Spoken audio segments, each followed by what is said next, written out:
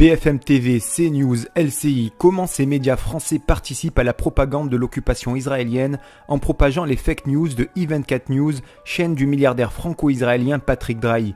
La dernière en date, la résistance palestinienne aurait tué et décapité 40 bébés israéliens lors de leur offensive ce lundi 7 octobre. On parle d'enfants, de femmes à qui on a coupé la tête. Toute dernière découverte des bébés, des enfants massacrés dans un kibboutz à Be'eri, par hasard, ces 40 bébés tués. Comment trouver les mots pour évoquer les bébés, les enfants, les femmes qui ont été massacrés?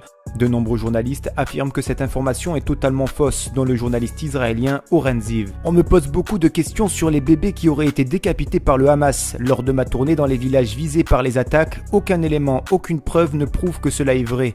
Malheureusement, Israël va désormais utiliser de fausses informations pour justifier ses crimes de guerre. Le journaliste israélo-américain Dan Cohen dénonce lui aussi les mensonges propagés par les médias occidentaux dont la France, en publiant une vidéo de l'un des 200 enfants gazaouis morts déchiquetés par les bombes israéliennes. Cette opération de mensonge visant à dire que le Hamas a décapité 40 enfants, il n'y a pas une seule image de ces prétendus bébés décapités, aucune image d'eux de leur vivant, aucun nom ni âge et aucun membre de leur famille venu se manifester. Toute cette fake news est basée sur les mensonges de l'armée israélienne. Malgré le manque total de preuves, des médias occidentaux ont quand même propagé ces fake news.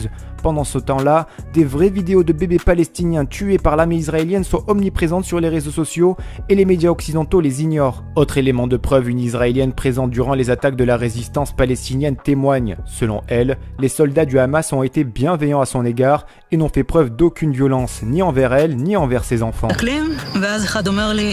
באנגלית, אל תדאגי, אני מוסלמי, אנחנו לא נפגע בכם. עשיתי מצד אחד בהפתעה, מצד שני זה הוריד לי הרבה לחץ, וישבתי עם הילדים שלי, והמחבלים הביאו כיסא מהפינת אוכל, הם רואה על השיש בננות, אומר לי, אפשר לאכול אחת? אמרתי לו, כן, אתה יכול לאכול אחת. אחד מהם סוגר לי את דלת הממ"ד, והם יוצאים. זהו.